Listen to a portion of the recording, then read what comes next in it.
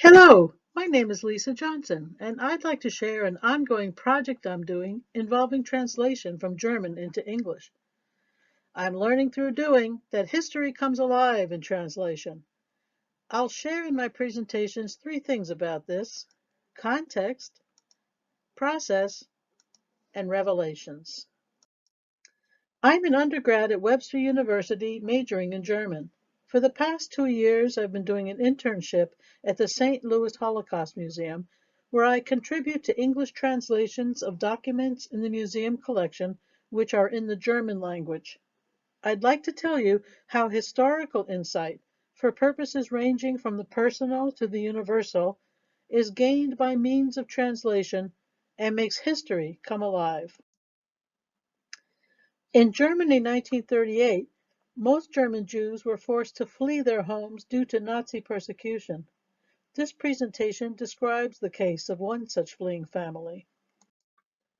This is Walter Berger, with his wife and infant daughter, who fled from East Prussia to Shanghai, China, in order to escape certain death. In 1938, Walter Berger was a merchant in the general store in Prussia, now Germany, that he owned with his brothers. Shanghai in China was one of the few remaining places in the world that Jews could go to, escaping life-threatening persecution. Other countries were increasingly closed to Jews, including Palestine, Europe, South America, and the United States. Only Shanghai was still wide open to them. It was a worldwide city of trade and still had no visa requirement in 1938. It was a long way to go from Germany all the way over to Shanghai. It took a month by boat with a stop in Sri Lanka at the tip of India along the way. But this is not too long when there is no choice but to escape the threat of death. With no other choice but to flee, Walter Berger, like so many others in his desperate situation, liquidated his assets and bought this ship ticket to Shanghai. Finding shared housing in the crowded Jewish district, Walter kept in touch as best as he could via correspondence back home. The 100 or so letters and cards he received during 7 years of exile in Shanghai were carefully preserved by Walter in this single briefcase, which he kept for the rest of his life.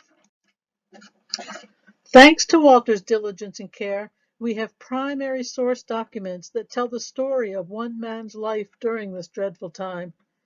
Walter saved all the letters and cards that came to him, as well as draft copies of his own letters back home. We see here all kinds of letters and cards.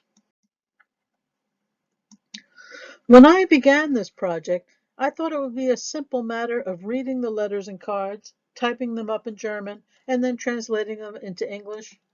I didn't have any idea of the scope of what I'd be looking at or the challenges I would encounter along the way.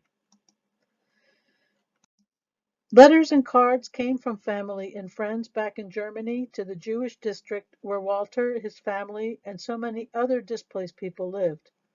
These communications contained precious updates and information concerning folks back home, as well as the changing situation in Germany.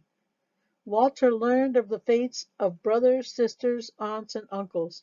He also received answers to his questions, such as requests for names of possible contacts in other countries, where he hoped they might go after the war was over. He certainly hoped not to stay in Shanghai forever. Letters were written, of course, in German, many in an older script that is not seen too much anymore. My task is to translate these letters into English and add them to the museum collections database. I didn't expect this to be so difficult. I mean, who can read this? I have to consult alphabet charts for any unfamiliar characters that might occur in these handwritten documents. First, I look at the letters and try and make out each word, often sketching in the word above the script. Then, I type out a modern German version. Finally, I provide an English translation. You can see that this is a three-part process: to first manually transcribe the handwritten German, recreate it in modern German, and then translate it into English. This particular letter has to do with a cousin checking in with Walter to see if he has yet connected with a helpful individual who was mentioned in the previous letter. This person also came to Shanghai from Germany, but the year before. Just like today, with any handwritten notes we might see from family and friends, different authors of these communications had individual handwriting styles. And some people's handwriting is very hard to read.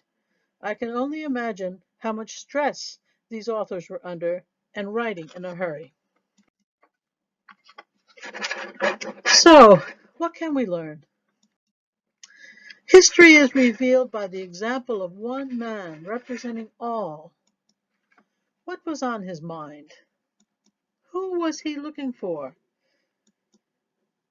Where could he go next? And who's the audience for all this material? It was the surviving family who donated this material to the museum. Here we see the baby, Gittel, with her mom, Elsa. And then Gittel again, with her dad, Walter, who's the hero of this story. And finally, the little girl all grown up, Gittel today. I took this picture of Gittel on her birthday last November. The family has much to gain in learning details of their mother and father to enrich their own lives. Second, the universal level. Scholars and audiences everywhere can benefit from this material as it increases understanding of first-person accounts. The study of Shanghai Jews today is a vibrant and expanding area of research. There are now many books, articles, and documentaries on the subject. One family's journey, one man's carefulness speaks for the many, and so that we may never forget. Translation brings the story to life. Walter Berger gave us so much, and we have so much still to learn from him. It is a miracle that he saved these letters for so many years and carried them across oceans, and they remain intact to this day. Along the journey of translation, I have made new friends and come to a fresh appreciation of history coming alive.